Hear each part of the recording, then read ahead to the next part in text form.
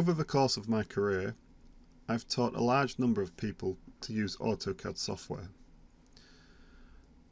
One thing I have noticed is that a lot of the courses and books out there tend to go into too much detail at the beginning in every single button.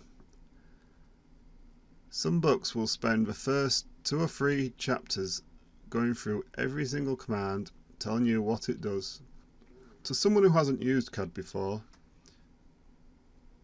it's no good teaching somebody what a button does if they don't know why you would do that. The way I like to teach AutoCAD is to get people drawing as quick as possible. By actually creating something and learning as you go, I think it helps understand concepts far better than just learning every single command before you even know what you're supposed to do with it. So that's the way this course is structured. We'll be drawing this single-story office building, starting with basic commands in the model space, such as line, polyline, etc. And we'll be drawing it to scale and learning how to use tools to specify certain lengths and angles.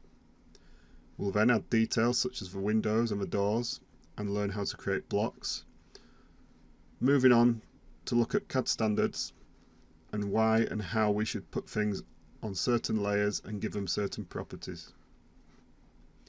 After that, we'll move on to the paper space and look at how we can turn our model into an actual drawing which could be published with dimensions and text.